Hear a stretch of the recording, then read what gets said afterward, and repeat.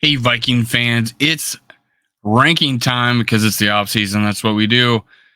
Let's talk about what PFF ranked the Vikings next in three, two, one.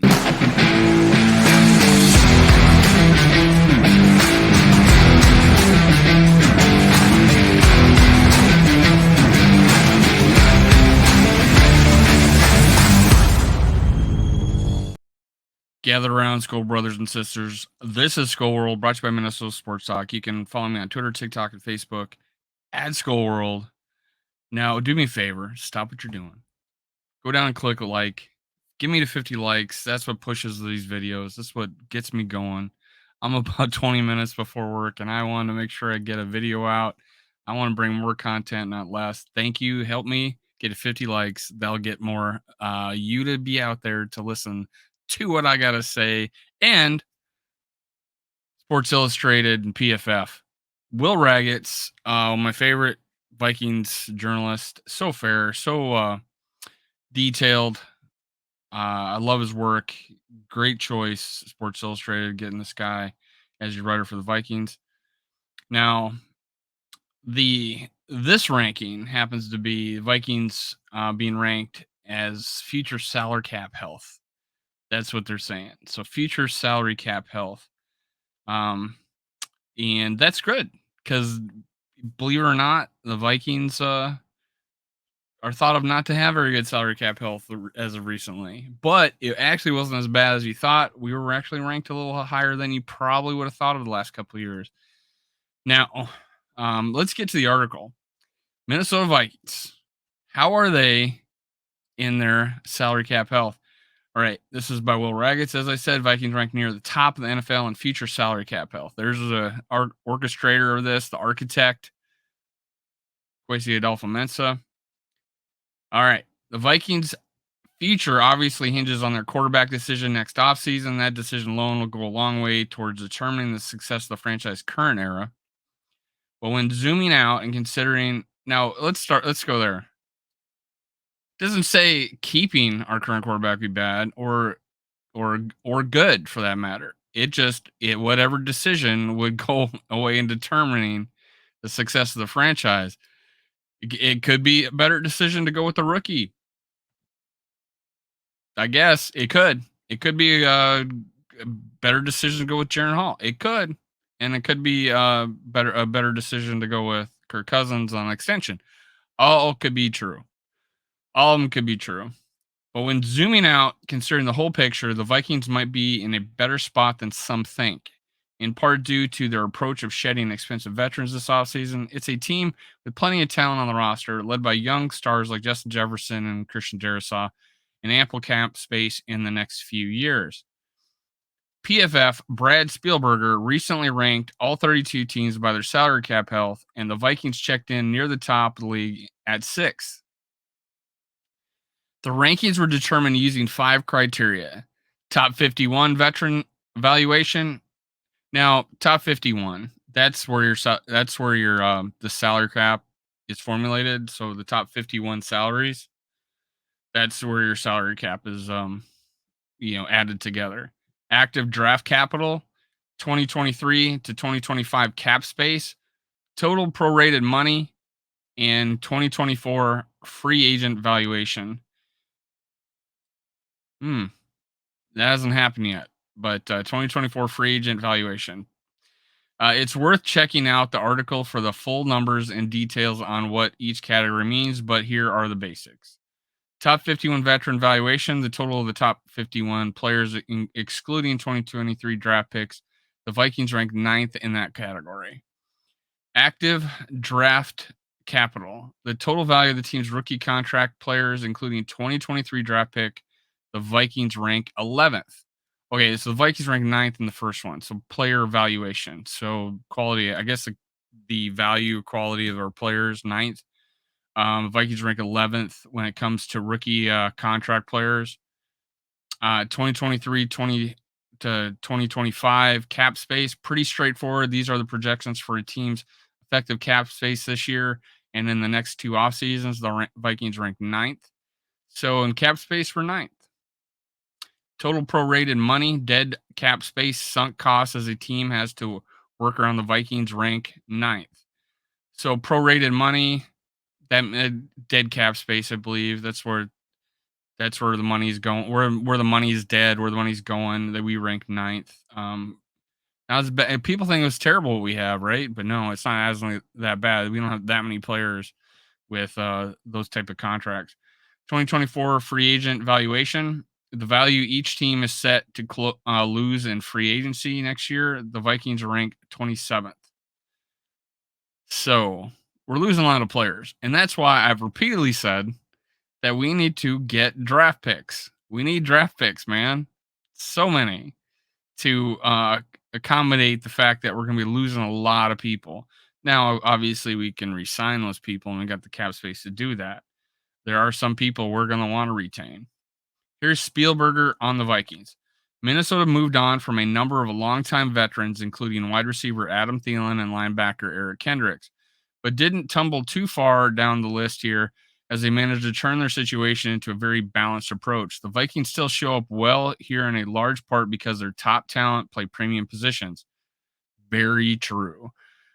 Wide receiver Justin Jefferson, edge Danielle Hunter, and starting tackles Christian Darrisaw and Brian O'Neill are all among the best in their respective position groups. After trading Zadarius Smith to Cleveland Browns, will Minnesota find a way to extend Hunter, or will they further gut a defense that already struggled mightily in 2022? And the challenge comes from the Vikings finally tried to replace quarterback Kirk Cousins, which they seem prepared to do with no new contract signed thus far as they move forward in training camp. So this article is leaning to the fact that a get rid of Kirk Cousins is gonna improve the situation. Okay, I'll it could be true. It could be true. Spielberger ranked the Vikings 14th last year and 15th in 2021, so they've taken a clear step forward this year. That's a credit to GM Kwesi Dafamensa, who recognizes that last year's 13-win season was unsustainable and moved on from numerous veterans in order to create a healthier path into the future. The Vikings have young stars, talent, and important positions. Now they just need to get the quarterback decision right in 2024. So they're saying,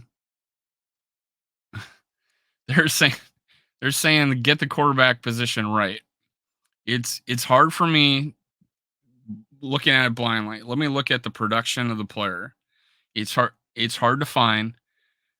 It's right now. I had Kirk Cousins 6 on like how he performed last year, 6, and you can it'd be hard to tell me who else did. There are probably about 3 or 4 guys that were right at Kirk Cousins level.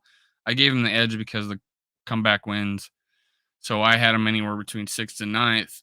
But if you look at the quarterback wins or the wins of the team and the fourth quarter comebacks by the quarterback, that I got him at 6. I said you'd be hard pressed to find me 5 better, and I'm giving like a Josh Allen the benefit of the doubt, who had a pretty rough season. And yeah, out of the last 3 seasons, this was his roughest interceptions and especially in the red zone. So getting the quarterback position right in 2024, they're leaning towards picking the right quarterback from a free agency.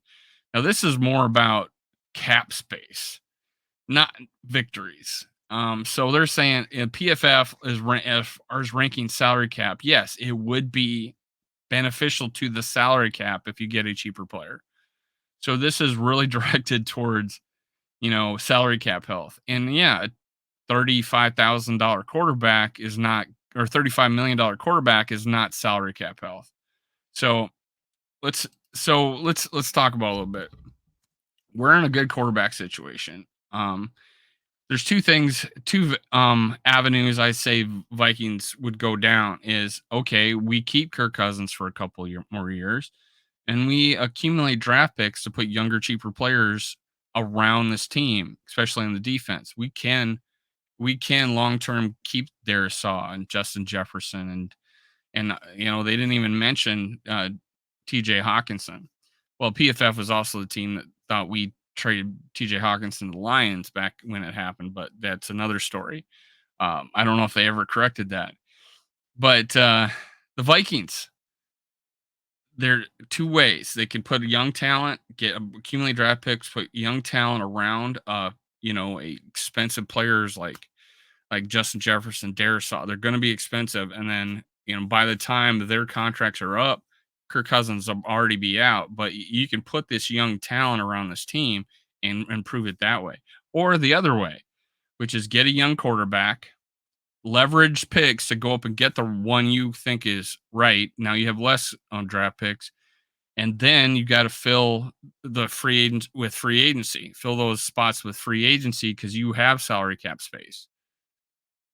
I don't know. I could tell you which I like better in the short term. I trust the veteran quarterback that threw for 4,500 yards and 29 touchdowns. I trust that quarterback more than the player to yet be named. You see what I'm saying? A lot of you agree that with the thought that, hey, should we trade Justin Jefferson to get the number one overall pick next year? And most people said no. Why? Because we'd rather have proven commodity than a possible mistake, right? There's potentially a misfire when you're going after quarterback. Now, guys, 2024, there's going to be a lot of quarterbacks. We're going to be drafting low, unfortunately. But fortunately, that means we did well. Hopefully, it's 32. So, that being said, we are in a good salary cap situation. Yes, if we retain Kirk Cousins, extend Justin Jefferson, extend TJ Hawkinson, extend Darisaw, all these things will cause our cap situation to not improve. And that's why I'm saying if we want to keep this core together, the guy throwing that receiver the ball together, it would be smart to accumulate draft picks, get more talent on this team. That's the way you got to do it. You need to hit on your draft picks, which we didn't do in the past. We got lucky, honestly, trading down and still getting a Darisaw, still getting a Justin Jefferson. But hey, the the thing I get out of this is the salary cap situation is flexible. It means we can go down the path of Kirk Cousins, or we could go down the path of a rookie. So both situations could prove fruitful. One in the short term because of the age, one in the long term because of, hey, we'll roll the dice, hopefully get the right guy. I am excited about both propositions. I would be excited to get a young, fresh quarterback. Anthony Richardson's really excited me. Nowhere near where we'd be able to get him. We couldn't trade up that much without leveraging our future. So I trust Quasey to make the right decision. I trust that we have a deep draft class coming up. And Jaron Hall needs a chance. So let's go. Let's go. Make sure you hit like in the comment section if you like videos like this. I appreciate Skol Vikings. Cue the music.